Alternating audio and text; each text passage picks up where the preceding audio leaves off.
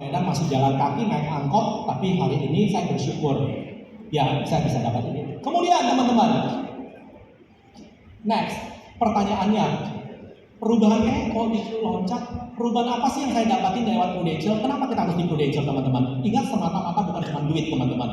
Saya bersyukur banget kalau orang bilang kalau Anda di asuransi teman Anda akan hilang. Enggak teman-teman, buktinya teman gua makin banyak. Dulu gua nggak ada teman orang Jakarta, sekarang gua punya teman Martinus. Tepuk tangan dong teman-teman.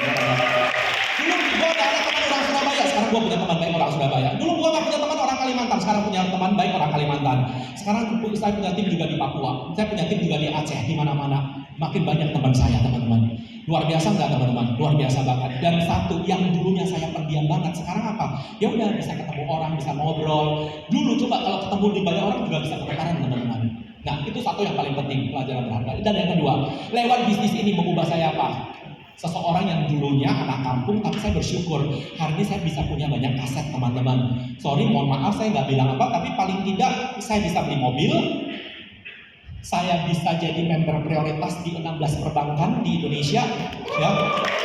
Dan karena saya, istri saya merepet sih sebenarnya banyak banget. Satu, gue bilang gak apa-apa, diversifikasi resiko, suka-suka bantuin marketing. Kenapa? PR saya tahu nggak kenapa gue banyak bank? Karena marketingnya gue prospekin semua. Pokoknya kalau lu nggak jadi agent, jadi nasabah. Harus tukar guling lah, enak aja lu. Gue masukin sama lu jadi prioritas. Paling singkat satu masuk sama dia, udah lu jadi nasabah gua, kalau enggak lu jadi agent juga ya. Oke, seperti itu tujuannya. Jadi makin banyak makin bagus ya. Oke, teman-teman, kemudian saya bersyukur awalnya rumah pertama saya itu waktu saya umur 20-an, waktu masih jadi agent. Udah UM waktu itu ya, UM. Itu adalah tempat kos saya waktu di Medan dan sampai sekarang masih saya sewain jadi kos-kosan sama orang lain.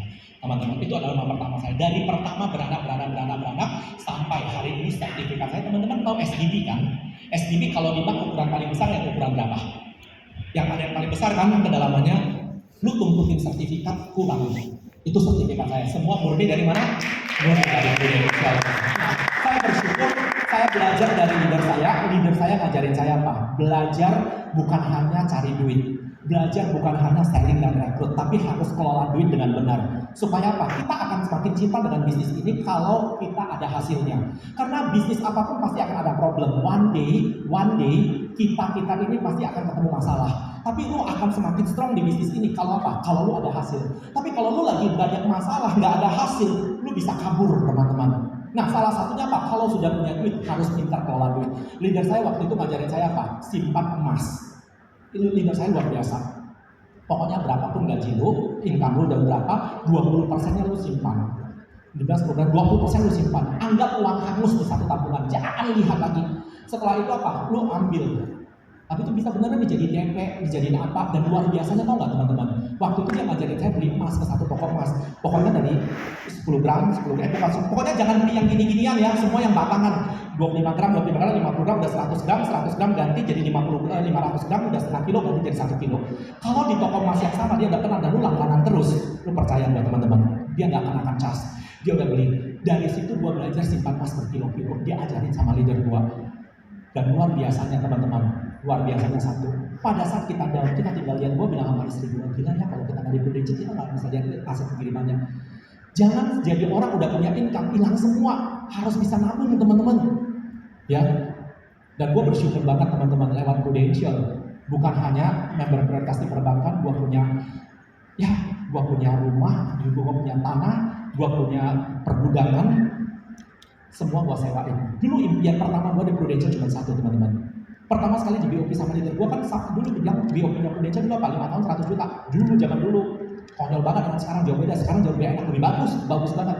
Dan itu impian saya pengen banget di income 100 juta. Gua bersyukur saya hari ini hasil aset saya yang saya sewakan dari di SPT saya uang sewanya itu lebih dari 100 juta sebulan. Semua aset saya dapatkan dari mana teman-teman? Semua aset saya dapatnya dari Prudential. Satu yang mau saya sampaikan sama teman-teman, saya nggak ngajarin, tapi sama-sama belajar. Saya ulang lagi, ada satu buku The Millionaire Next Door, Anda boleh cek itu literaturnya. Salah satu cara untuk menilai tingkat keberhasilan kita mengelola uang itu lihat dari ukuran net asset kita. Net asset kita itu adalah usia kita dikali dengan income setahun dibagi 10. Jadi paling tidak itu harus sama. Kalau lebih kecil dari itu, kemungkinannya cuma satu, hidup lu boros, atau yang kedua lu salah invest, salah kelola, teman-teman. Gua bersyukur sejak gua tahu ini, gua setiap tahun pasti buat review berdua dengan istri gua. Pertama sekali saya lakukan itu 2,4 kali lipat. Artinya lebih besar dari satu dong. Sampai sekarang 7,5 kali. Setiap tahun naik. Artinya paling tidak gua invest gak salah. Net aset dikurangi dengan utang, habis itu kalau nggak tahu harga aset berapa sekarang, appraisal aja, lu dapat harganya. Ya, itu teman-teman apa? Lewat prudential. Gue berharap jangan one day udah kaya malah lupa. Lupa apa? Lupa kacang akan kulitnya. Terakhir apa? Ngerjain yang A, ngerjain yang B. Jadi investor boleh. Itu orang pinter. Tiap tahun terima dividen, teman-teman. Tapi jangan Anda udah dapat duit dari sini, Anda kerjain bisnis lain, Anda luangkan waktu Anda ke situ. Itu namanya kita lupa kacang akan kulitnya, teman-teman. Sayang, terakhirnya apa? Sumber utamanya Anda buang. Itu adalah hal yang nggak bijak ya teman-teman. Nah, saya belajar, gue bersyukur banget ya, yang namanya uang sewa rumah dari tahun ke tahun makin naik, mumpung meskipun gue punya struggle waktu pandemi itu sakit hati banget.